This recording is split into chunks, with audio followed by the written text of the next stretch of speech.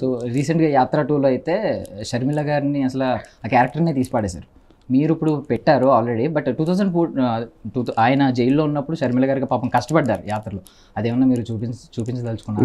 లేదు, ఎందుకంటే అది ఉన్నారు క్యారెక్టర్. అంటే నా first of all I don't believe that Sharmila గారు ఇస్ అ బిగ్ డీల్. దానికి కారణం ఏంటంటే ఆ టైంలో జగన్ గారు తీసుకున్న డెసిషన్స్ ఏది హైకమాండ్కి అగెయిన్స్ట్గా వెళ్ళటం, ఇలాంటి వాటి విషయంలో జైలుకి వెళ్ళటం, ఆ టైంలో జైల్లో ఉన్నప్పుడు యాక్సెస్ లేనప్పుడు ఈవిడ చేశారు. అప్పుడు జగన్ గారు యాక్సెస్లో లేరు కాబట్టి షర్మిలలో జగన్ని చూసుకోవటానికి జనాలు వచ్చారు, అంతేగాని షర్మిల గారి కోసం రాలేవాళ్ళు. దానికి ప్రూఫ్ ఏంటంటే ఆవిడ పార్టీ పెట్టినప్పుడు ఎప్పుడు మీకు అంత క్రౌడ్ ఎప్పుడు చూడలేదు కదా, అదే నా proof. So Jagan is a total, ఆయన ఎక్కడ స్టార్ట్ అయ్యి ఇందాక నేను చెప్పిన అన్ని చేసిన తర్వాత ఆ కంబైన్డ్ ఎఫెక్ట్ తోటి ఒక ఇమేజ్ వచ్చింది. అది షర్మిల గారు ఏం చేశారు? ఏమి చేయాలి.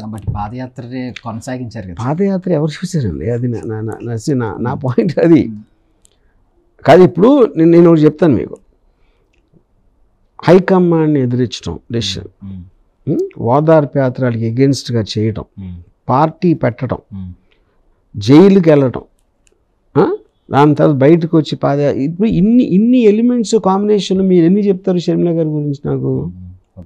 అది నేను చెప్పేది. అది కూడా ఆవిడే అన్నారు కదా, నేను జగన్ ఉన్న వదిలిన బాణం అని చెప్పారు కదా, నేను చెప్పాను అదే ఆవిడ చెప్పారు. ఇప్పుడు ఆ బాణం ఆయనకు గుచ్చుకుందని చాలా మంది కమెంట్స్ చేస్తున్నారు. గుచ్చుకుంది అంటే ఎంత గుచ్చుకుందో అది ఓన్లీ టైం పెట్టాలి.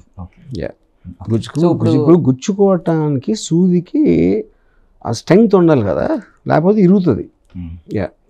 ఇరుగుతుందా గుచ్చుతుందా అనేది మనకి టైం. మీరు ఏమడిగినా కౌంటర్ అయితే ఉంటుంది, మేము ఎక్స్పెక్ట్ కౌంటర్ ఇంకేం చెప్తాను నేను. ఓకే, సో ఇప్పుడు షర్మిల గారికి జగన్ గారికి టర్మ్స్ బాగోకపోవడం వల్ల ఈ కథలో ఏమన్నా మార్పులు కానీ, ఎడిటింగ్లో మార్పులు కానీ ఏమి చేయలేదు. ఎగ్జాక్ట్లీ నేను చేసిన అదే.